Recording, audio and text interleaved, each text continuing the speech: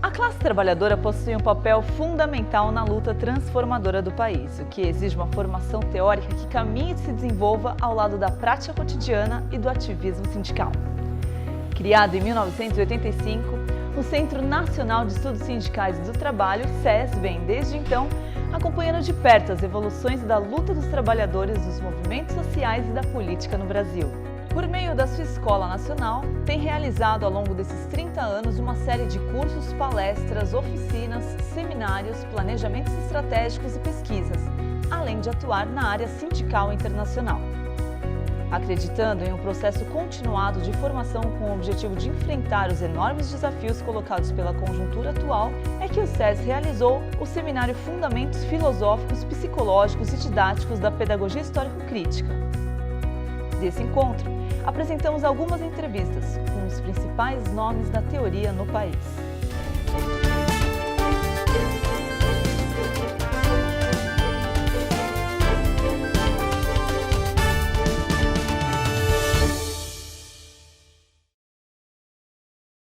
Eu estou aqui com o professor Dermeval Saviani. Gostaria de agradecer, professor, em nome do SES, a sua presença aqui no Seminário de Pedagogia Histórico-Crítica.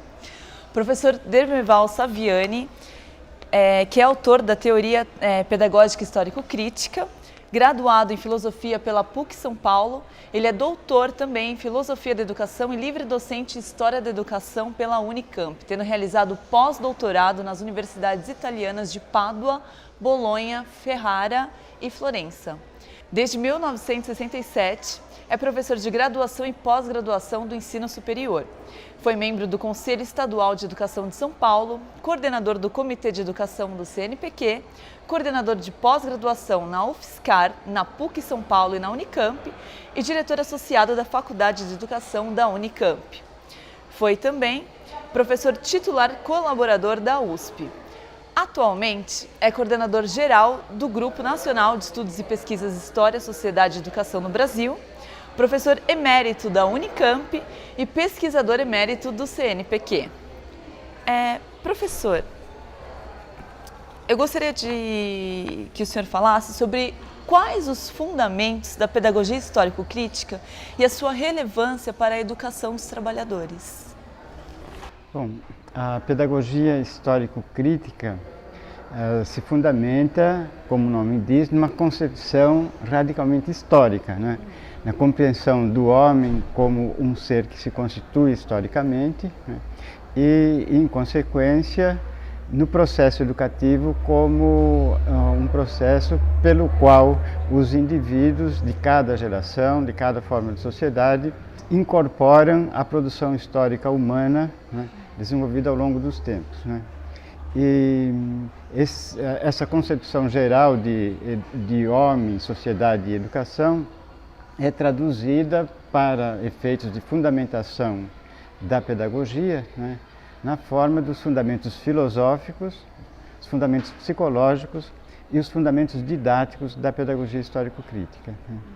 Então, sendo uma concepção radicalmente historicista, né, que permite não só a compreensão do homem como um ser histórico, mas também, enquanto processo educativo, a apropriação pelas novas gerações, né, do acervo de conhecimentos que a humanidade acumulou ao longo do tempo, né, ela obviamente evidencia, né, o tipo de sociedade em que nós vivemos, né, o que se caracteriza por uma sociedade, né, organizada sob a forma do capital, né, traduzindo-se então na contradição entre o domínio do capital, né, sobre o trabalho, né.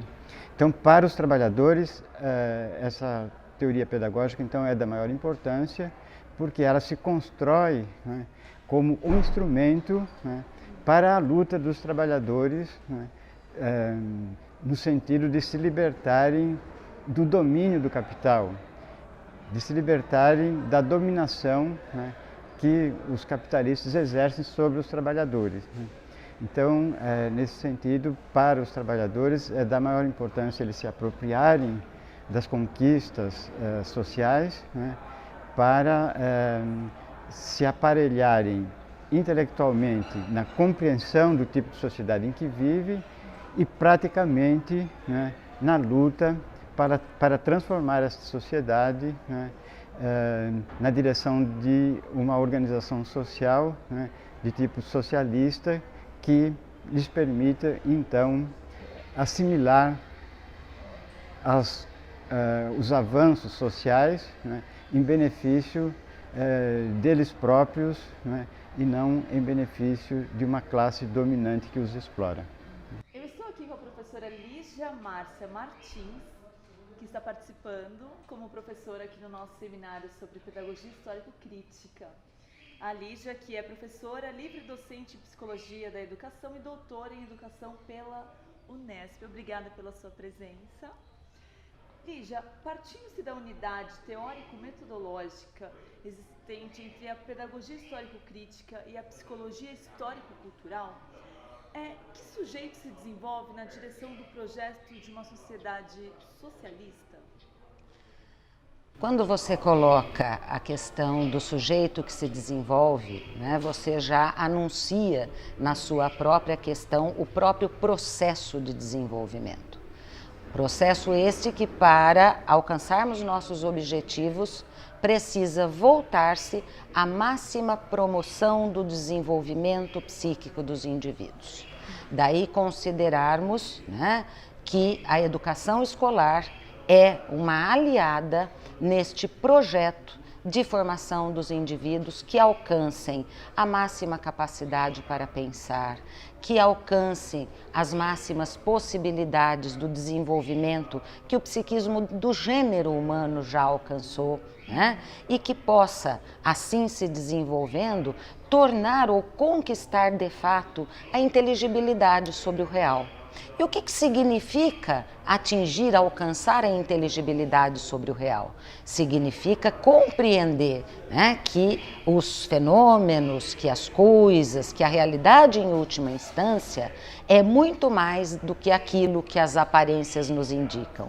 Então esse processo de desenvolvimento, né, ele necessariamente tem que promover para cada indivíduo particular a capacidade de apreender a realidade na sua essência, o que significa dizer para além das aparências, né, sensíveis, imediatas, haja vista que se as coisas fossem aquilo que parecem ser, a nossa ciência, a ciência de um modo geral, né, não teria razão de ser.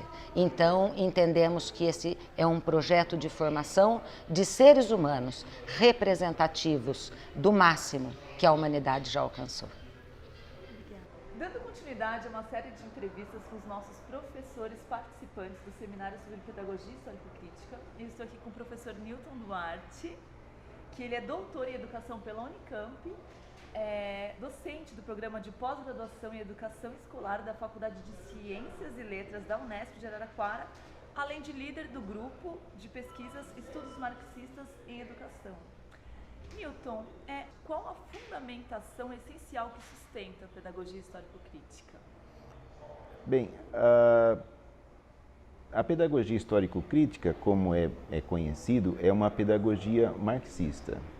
É uma pedagogia de inspiração socialista. É uma pedagogia engajada com o processo de luta pela superação da sociedade capitalista, luta pelo socialismo como uma sociedade de transição ao comunismo. Então eu diria que a principal fundamentação da pedagogia histórico-crítica é o marxismo. E entendendo o marxismo como uma teoria não apenas de posicionamento contrário ao capital, não é uma teoria puramente negativa, mas é uma teoria afirmativa, uma teoria de proposição de um processo de luta por superação do capitalismo, né? Superação significa ir além, significa alcançar a concretização das melhores possibilidades criadas pela prática social, pela prática humana. No campo educacional, então, essa fundamentação marxista da pedagogia histórico-crítica significa a defesa radical de uma educação escolar e não escolar, que socialize, isto é, leve a todos os indivíduos aquilo que de melhor a humanidade tem produzido no campo das artes, no campo das ciências, no campo da filosofia, enfim, nos campos daquelas produções mais elevadas do gênero humano. A pedagogia histórico-crítica, eu diria que ela procura trazer para o campo educacional, concretizar em termos pedagógicos uma máxima de Marx acerca da sociedade comunista, quando Marx afirmou que a sociedade comunista será uma sociedade que terá como lema a cada um segundo suas necessidades, de cada um segundo suas possibilidades.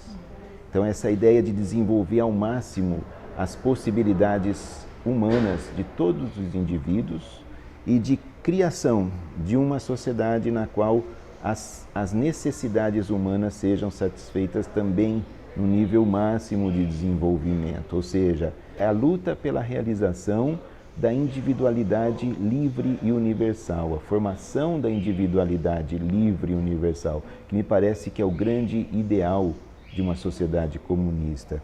Então, se ao mesmo tempo a pedagogia histórico-crítica vê a escola, a educação escolar, como um meio para alcançarmos a revolução socialista, ao mesmo tempo a pedagogia histórico-crítica vê a revolução socialista como um meio para construirmos uma sociedade na qual a educação realmente seja algo que esteja no centro das atividades humanas, a formação humana omnilateral, a formação do indivíduo verdadeiramente livre e universal. Eu diria que esse é o principal fundamento dessa pedagogia. Para falar sobre os fundamentos didáticos da pedagogia histórico-crítica aqui no nosso seminário, nós convidamos os professores Ana Carolina Galvão Marsiglia e o professor Tiago Nicola Lavoura. Muito obrigada pela presença de vocês. A professora Ana Carolina Galvão Marsiglia é doutora em Educação Escolar pela Unesp e atualmente ela realiza estudos de pós-doutorado na Unicamp, sob supervisão do professor Dermerval Saviani. É professora do Centro de Educação da Universidade Federal do Espírito Santo e do Programa de Pós-Graduação e Educação da mesma universidade, na linha de pesquisa Cultura, Currículo e Formação de Educadores. Já o professor Tiago Nicola Lavoura é doutor em Educação pela Universidade Federal de Minas Gerais, na linha de pesquisa Política, Trabalho e Formação Humana. Possui mestrado pela Unesp em Ciências da Motricidade. Atualmente, é professor adjunto da Universidade Estadual de Santa Cruz, em Ilhéus, na Bahia, onde ministra disciplinas nos cursos de licenciatura em Educação Física e na pós-graduação em Educação Física Escolar. É líder do grupo de estudos marxistas em educação e do grupo de pesquisas de práticas pedagógicas em educação física e esporte escolar. Muito obrigada pela presença de vocês.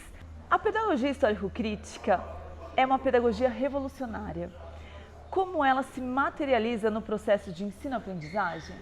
Bom, para que ela se materialize, dos grandes eixos que a gente tem que se preocupar é com a questão do conteúdo. Então, por isso, a grande preocupação é com o conteúdo e, portanto, com a transmissão do conteúdo. Mas que não seja qualquer conteúdo, né? Se a gente está pensando numa prática revolucionária, ela precisa de uma teoria que leve a uma transmissão de conhecimentos que esteja pautada nos conhecimentos, nos conteúdos, que vão se traduzir em conteúdos mais elevados, os mais avançados, os mais desenvolvidos, para que assim a gente tenha condições de formar essas pessoas que passam por essa prática pedagógica de uma forma transformadora. E o desafio colocado é entendermos que a materialização da prática pedagógica, da pedagogia histórico-crítica, ela não pode estar à revelia dos seus fundamentos teóricos que estão na dimensão do debate acerca da filosofia, da psicologia, da história, da sociologia e também da didática. Nós não podemos descolar a discussão da didática, portanto, do como ensinar, dos seus fundamentos teóricos, aqueles que alicerçam teoricamente a possibilidade da sua realização na prática pedagógica. Professor, agora para finalizar aqui a série de entrevistas com os professores participantes do seminário sobre pedagogia histórico-crítica, eu gostaria que o senhor falasse, na sua opinião, quais os aspectos que a pedagogia histórico-crítica ainda não desenvolveu? A pedagogia histórico-crítica é uma teoria em construção, né? As suas linhas básicas foram sendo formuladas a partir do final dos anos 1970 e início dos anos de 1980, né? E ela vem se desenvolvendo de uma forma coletiva, né? Com a contribuição, portanto, de outros estudiosos, de outros pesquisadores, né?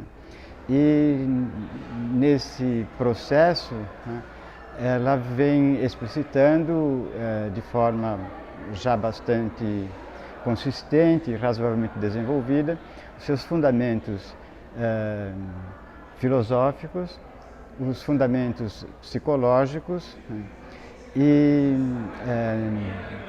atualmente, né, um processo que está em curso, né, que está, portanto, em desenvolvimento, é a elaboração mais sistemática e mais precisa dos seus fundamentos didáticos, né?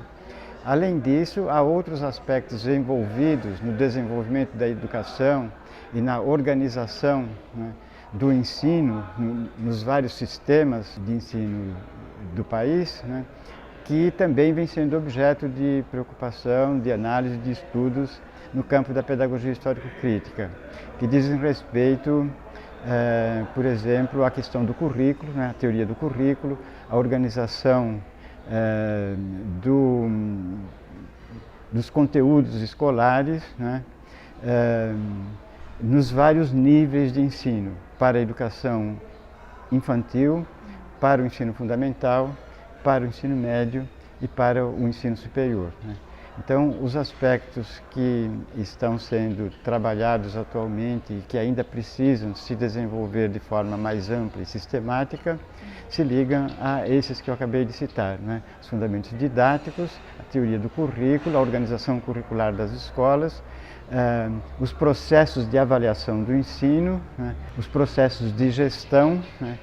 E a organização do ensino por níveis, desde a educação infantil, passando pelo ensino fundamental, pelo ensino médio e para o ensino superior.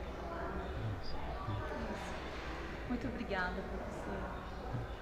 Tá, eu aqui agradeço essa oportunidade de estar aqui trabalhando com os dirigentes do SES, né, que eu considero da maior relevância o processo de estudos sindicais e do trabalho que esta entidade desenvolve no processo de luta geral dos trabalhadores, né, para se libertar das condições de exploração em que vivem nesta sociedade. Muito obrigado. Obrigada.